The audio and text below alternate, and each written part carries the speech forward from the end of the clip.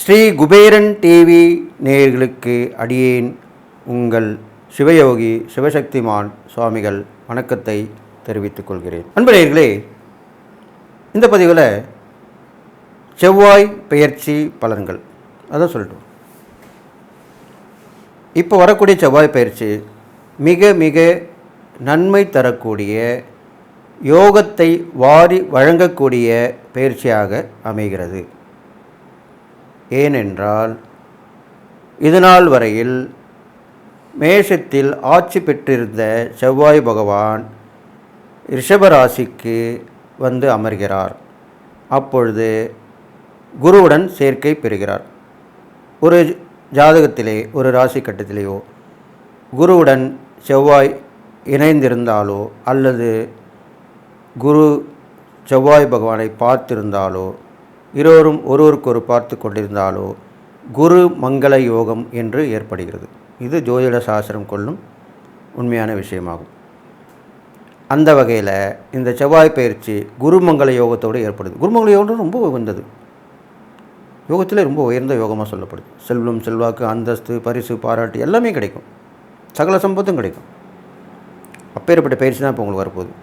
அப்போது அது 12 ராசிகளுக்குண்டான பலன்களை சொல்ல போகிறேன். அதுக்கு முன்னாடி பொது பலனை சொல்ல போகிறேன். இப்போது என்னுடைய குருநாதனை வணங்கி ஓம் குருப்யோ நம நற்பவி நற்பவி நற்பவி ஓம் காஞ்சிவாசாய வித்மகி சாந்தரூபாய தீமகி தன்னோ சந்திரசேகர பிரச்சோதயாத். என்னுடைய ஆத்மாத தேவன் மகா காளி வணங்குறேன்.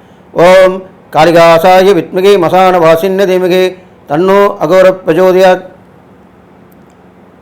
இந்த செவ்வாய் பயிற்சியின் போது ஏற்பட்டிருக்கின்ற கிரகங்களுடைய சூழ்நிலை தான் இப்போ சொல்ல போகிறேன். அதை வச்சு தான் பொது பலன் சொல்லுவாங்க. அந்த வகையில் பார்க்கும்போது மேஷத்தில் இருந்த செவ்வாய் ரிஷபத்தில் வந்துட்டார். ரிஷபத்திலே குருவும் செவ்வாயும் வீற்றிருக்கிறார்கள். மிதுனத்திலே சூரிய பகவான் வீற்றிருக்கிறார். கடகத்திலே புதன் பகவானும் சுக்கிர பகவானும் அமர்ந்திருக்கிறார்கள். அதேபோல் சிம்மத்திலே சந்திரன் வீற்றிருக்கிறார். கன்னியிலே கேது வீற்றிருக்கிறார். கும்பத்திலே சனி பகவான் வீற்றிருக்கிறார். மீனத்திலே ராகு பகவான் வீற்றிருக்கிறார். இதுதான் பொதுவான கிரக நிலைகள்.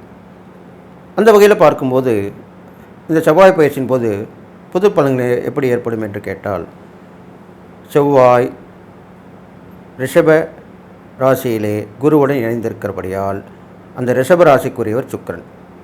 அப்போது வீடு கொடுத்தார் இல்லையா, இடம், அந்த சுக்கிரன், செவ்வாய், குரு, இந்த 3 பலன் தான் அமையும். 3 கிரகங்களுடைய அருளாசி கண்டிப்பாக கிடைக்க போகுது, பொதுவான பலனாக இருக்க போகுது. அப்போ செவ்வாய் குருவோடு சேர்ந்திருக்கும் போது குருமங்களையும் ஏற்பட்டிருக்கும். குருமங்கலம் ஏற்பட்டிருக்கும் போது நல்லா கேட்டுங்க, குருவை வைத்து தொழில் நடத்துபவர்கள், ஆசிரியர்கள், மத போதகர்கள், ஆன்மீக பெரியவர்கள், எந்த ஒரு கலையும் கற்றுக் கொடுக்கக்கூடிய குருமார்கள், மகான்கள், இது மாதிரிலாம் இருப்பாங்க இல்லையா, ஆன்மீகவாதிகள், இவருடைய கை ஓங்கி இருக்கும். இந்த காலகட்டத்திலே இவர்களுக்கு வருமானம் உயரும், நல்ல வாய்ப்புகள் வந்து சேரும், பிரபலமாவாங்க, நிறைய விஷயம் தெரிஞ்சிருக்கும், நிறைய திறமை இருக்கும். அவங்களாம் வந்து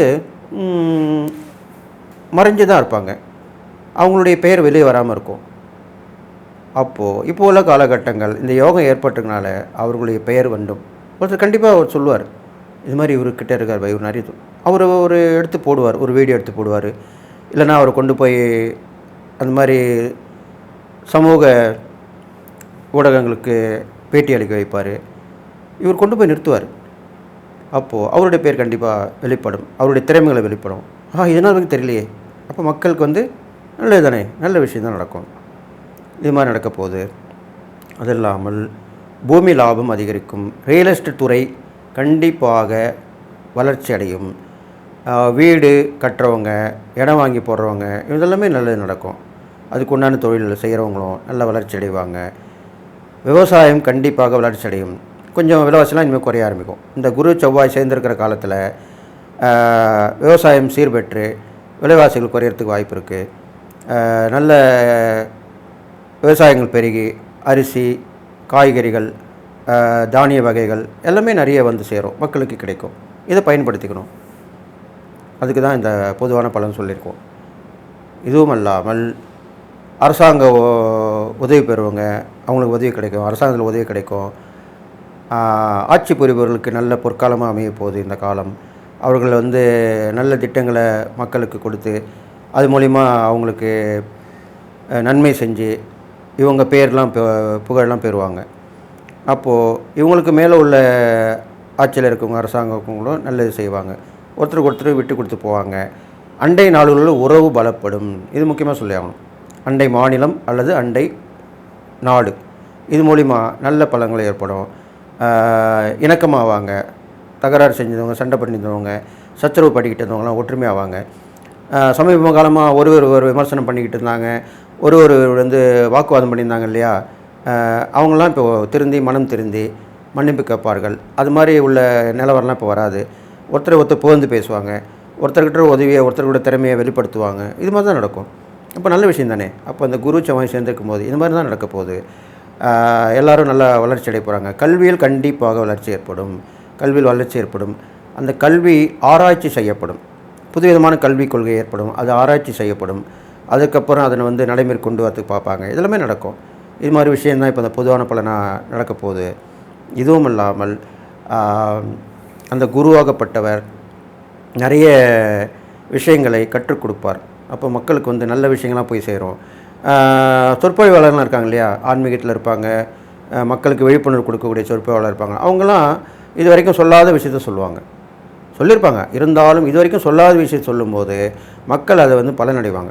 கண்டிப்பாக மக்கள் பலனடைவாங்க. ஏன்னா நம்ம தெரியாத விஷயம் தெரிஞ்சுக்கும் போது நம்ம கண்டிப்பாக இதில் இவ்வளோ விஷயம் இருக்கா அப்படின்னு சொல்லி நம்ம கேட்டு நடப்போம். அதுக்காக நம்ம போய் நம்ம கேட்குறோம். அப்போ கண்டிப்பாக நல்லது நடக்கும். இது மாதிரிலாம் நடக்க போகுது. இது இல்லாமல் மக்கள் வந்து நல்ல வளர்ச்சியான பாதையில் செல்ல போகிறாங்க. அவங்களுக்கு வந்து விழிப்புணர்வு கண்டிப்பாக கிடைக்கும். அது இல்லாமல் அவங்களுக்கு பரிசு, பாராட்டு, திறமைகள் இதெல்லாமே வெளிப்பட போகுது. இப்படி உள்ள காலகட்டங்கள் தான் இப்போ இந்த பொதுவான பலனில் சொல்லப்பட்டிருக்கு அப்படின்னு சொல்லிட்டு இனி வரும் 12 ராசிகளுக்கு உண்டான பலனை சொல்ல போகிறேன்.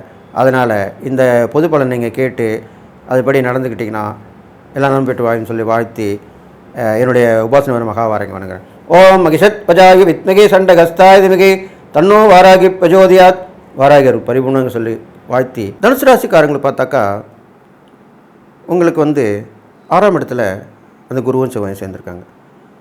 குரு 6ல் இருந்தால் சுமாரான பலன் தான் சொல்லப்பட்டிருக்கு. ஏன்னா கடன், வழக்கு, பிணி, ருண, ரோக, சத்ருஸ்தானம் அப்படி சொல்லப்படுது. அந்த இடத்துல குரு இருந்திருக்காரு. குரு 6, 8, 12 மறைஞ்சால் அவ்வளோ நல்லது செய்ய மாட்டார். அவருடைய பார்வை பலன் தான் நல்லது நடக்கும். அப்போது அந்த 6ஆம் இடத்துல இருந்தாலும் அவருடன் வந்து இந்த செவ்வாய் சேர்ந்து யோகத்தை கொடுக்கறனால கண்டிப்பாக நல்லது நடக்கும். அப்போ 6ஆம் இடத்து பலன் வந்து உங்களுக்கு அப்படியே ப்ளஸ் ஆகிடும். அப்போ என்ன நடக்கும்? கேட்காத இடத்துல உதவி கிடைக்கும், நல்ல வேலை வாய்ப்பு கிடைக்கும், உங்கள் படிப்புக்கேற்ற வேலை கிடைக்கும். அது இல்லாமல் ஒரு வேலையிலேருந்து இன்னொரு வேலை மாறி போவீங்க. அது மூலிமா சம்பளம் உயரும். இது மாதிரிலாம் நடக்கும். அது இல்லாமல் கடன்கள் கேட்ட இடத்துல கிடைக்கும். அந்த கடனுக்கு வந்து வட்டி குறைவாக இருக்கும். வட்டி அதிகமாக வாங்கியிருப்பீங்க, இப்போ வாங்குகிற கடனுக்கு வட்டி கம்மியாக இருக்கும். இதுதான் தான் நல்ல விஷயம் நடக்கிறது எல்லாமே இதுதான். இது மாதிரி கிடைக்கும். அது இல்லாமல் ட்ரீட்மெண்ட் எடுத்துகிட்டு இருப்பீங்க, ஒரு பெரிய ஹாஸ்பிட்டலில் ட்ரீட்மெண்ட் எடுத்துருப்பீங்க. ஒருத்தர் வந்து சொல்லுவார், சின்ன ஹாஸ்பிட்டல் தான்ப்பா, அங்கே போப்பா, டாக்டர் நல்லா வந்து பார்க்குறாங்க, ஏதோ ஒரு சர்வீஸ் மைண்டடாக செய்கிறாங்க போலக்குப்பா, அங்கே போகணுவாங்க. இதெல்லாம் வந்து நம்மளுக்கு நல்ல நேரம் வரும்போது தான் இதெல்லாம் நம்ம காதில் கேட்கும், கண்ணில் பார்க்கப்போம். அப்போ அங்கே போவீங்க. அப்போ சீப் அண்ட் பெஸ்ட்னு சொல்கிறோம் இல்லையா, எல்லா வகையிலும் சீப் அண்ட் பெஸ்ட்டாக இருக்குதுன்னா ஹோட்டல்லையும் சீப் அண்ட் பெஸ்ட்டாக இருக்கும், அந்த கடைக்கு போனால் சீப் அண்ட் பெஸ்ட்டாக பொருள் கிடைக்கும், இந்த ஹாஸ்பிட்டலில் போனால் சீப் அண்ட் பெஸ்ட்டாக ட்ரீட்மெண்ட் கிடைக்கும், அப்படி சொல்கிறோம் இல்லையா, அதுதான் உங்களுக்கு நடக்க போகுது. அப்போ அந்த ஹாஸ்பிட்டல் போவீங்க. அப்போ அங்கே வந்து நல்ல சர்வீஸும் நல்லாயிருக்கும், ஃபீஸும் அதிகமாக வாங்க மாட்டாங்க, நல்லா கவனிப்பாங்க. இது மூலிமா உங்களுக்கு நல்லது நடக்கும். இதுதான் உங்களுக்கு நடக்க போகுது. இது மாதிரிலாம் சொல்லியிருக்கேன். இது இல்லாமல் உங்களுக்கு வந்து வாழ்க்கைக்கு தேவையான விஷயங்கள் நடக்கும், மேன்மையான விஷயங்கள் நடக்கும், நல்ல முன்னேற்றமான பலனாக தான் நடக்க போகுது.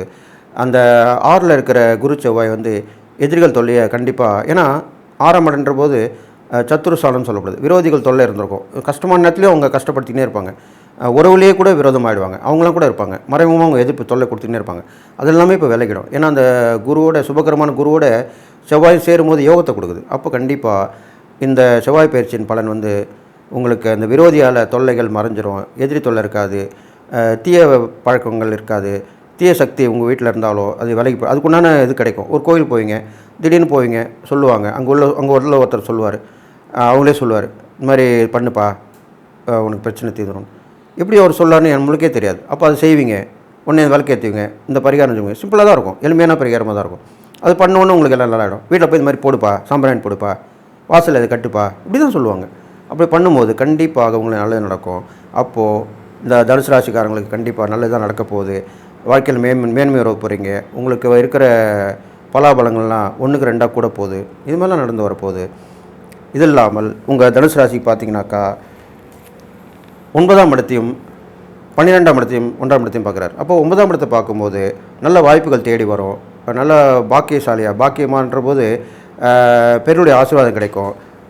நினச்ச இடத்துக்கு போய் ஸ்பெண்ட் பண்ணுவீங்க, நினச்ச ஹோட்டலில் போய் சாப்பிடுவீங்க, இந்த கோயிலுக்கு போகணுன்னு நினைப்பீங்க, அங்கே போயிட்டு வந்துடுவீங்க. இது மாதிரிலாம் நடக்கும். அது இல்லாமல் பயணங்கள் வந்து நல்ல மூலமாக லாபம் கிடைக்கும். நஷ்டங்கள் குறையும். வீணான செலவெல்லாம் பண்ணியிருப்பீங்க, அது இப்போ குறைச்சிடுவீங்க. யூஸ்ஃபுல்லான செலவு பண்ணுவீங்க, நல்ல பிளான் பண்ணி செய்வீங்க. இது மாதிரிலாம் நடக்கும். அது இல்லாமல் அதுக்கப்புறம் பார்த்தீங்கன்னா உங்களுக்கு தன்னம்பிக்கை, தைரியம் இதெல்லாம் வந்துடும். துணிஞ்சு எல்லாத்துலேயுமே இறங்குவீங்க. இது வரைக்கும் கொஞ்சம் பயந்து இருப்பீங்க, இதில் இறங்கலாமா வேணாமா அப்படின்னு நினச்சிட்டு இருப்பீங்க. இப்போ தைரியமாக இறங்கி செய்வீங்க. இது மாதிரிலாம் நடக்கும். இது இல்லாமல் நீங்கள் இறை வழிபாடு பண்ணும்போது உங்களுக்கு உங்கள் ராசியாதிபதி குரு அவரும் செவ்வாயோட சேர்ந்திருக்கனால 2 பேருமே அதிதேவதை முருகர் தான் சொல்லப்பட்டிருக்கு. அப்போது முருகருடைய வழிபாடு உங்களுக்கு ரொம்ப உயர்ந்ததாக சொல்லப்படுது. அப்போது அந்த முருகர் வழிபாடு எப்படி இருக்கணும்னு கேட்டிங்கனாக்கா, ஒன்று மலை மேலே உள்ள முருகராக இருக்கணும், இல்லைனா நீரில் 2 முருகரை வழிபடணும். ஒன்று மலை மேலே உள்ள முருகர் கோயில், இல்லைனா நீர்நிலை அருகில் 2 முருகருமே வழிபடணும். ஒன்று செவ்வாய்க்கிழமை அவருக்கு பார்த்தீங்கன்னா வெள்ளிக்கிழமை ஒருத்தர் பாருங்கள், இல்லை வியாழக்கிழமை பாருங்கள். இப்படி பண்ணிட்டு வாங்க. இது மாதிரி தொடர்ந்து பண்ணிட்டு வந்தீங்கன்னா கண்டிப்பாக உங்களுக்கு நன்மை நடக்கும். நீங்கள் செய்யக்கூடிய தான தர்மங்கள் வந்து ஆதரவற்ற குழந்தைகள் மூளை வளர்ச்சி கொண்டிருக்கு பார்த்தீங்களா, அவங்களுக்கு ரொம்ப நீங்கள் செய்யணும். அவங்களுக்கு வந்து ஒன்றுமே தெரியாது, நீங்கள் செய்கிறது கூட அவங்க ஏற்றுக்க மாட்டாங்க. கண்ணில் பார்ப்பாங்க, அவ்வளோதான். அவங்களால உணர முடியாது. அந்த மாதிரி மனநிலை கொண்டவர்களாக தான் இருப்பாங்க. அவங்களுக்கு போய் உதவி பண்ணலாம். அவங்க இருக்கிற ஹாஸ்பிட்டலில் இருக்கிறக்கு போய் உதவி பண்ணலாம். அவங்களுக்கு ட்ரீட்மெண்ட்டுக்கு உதவி பண்ணலாம். தான தர்மங்கள் பண்ணலாம். இதெல்லாம் அன்பாக ஆதரவாக 4 வார்த்தை சொல்லிட்டு வரலாம். சில பேர் புரிஞ்சுப்பாங்க, அவங்களுக்கு வந்து அது மாதிரி சொல்லிட்டு வரலாம். இது மாதிரி பண்ணிட்டு வரலாம். அது நிர்வாகிகள் வந்து உதவி பண்ணிட்டு வரலாம். அவங்க ரொம்ப கையெடுத்து கும்பிடுவாங்க உங்களை. நீங்கள் உண்மையிலே அவங்கள போய் பாருங்களேன். மற்ற அநாத ஆசிரமத்துக்கும் இந்த மனநிலை கொண்டே ஆசிரமத்துக்கு போய் நீங்கள் உதவி பண்ணும்போது அது அவ்வளோ பெரிய விஷயம். அது யாரும் பண்ண மாட்டாங்க. அங்கே அவங்கள பார்த்தாலே பிடிக்காது உங்களுக்கு. அவங்க நடந்து வர விதம், அவங்க சொல்கிற விதம், அவங்க பேசுகிற விதம் ஒரு அருவருப்பாகவே இருக்கும். அப்பேற்பட்ட உங்களுக்கு நீங்கள் உதவி பண்ணும்போது தான் அது உடனே பலிக்கக்கூடிய விஷயமாக இருக்க போகுது.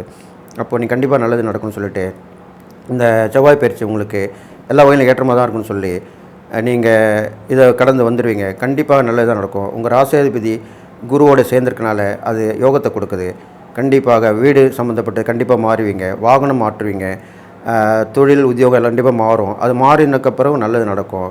அதனால் மற்றவர்களும் வந்து உதவி செய்வாங்க. விட்டு போன உறவு நட்பு எல்லாமே வந்து உதவி செய்வாங்க. இது மாதிரிலாம் நடக்கும். ஸ்ரீ குபேரன் டிவியை பார்த்தமைக்கு நன்றிகள். மேலும் இது போன்ற தகவல்களை தெரிந்து கொள்ள ஸ்ரீ குபேரன் டிவியை சப்ஸ்கிரைப் செய்யுங்கள். மறக்காமல் பெல் ஐக்கானை கிளிக் செய்யுங்கள்.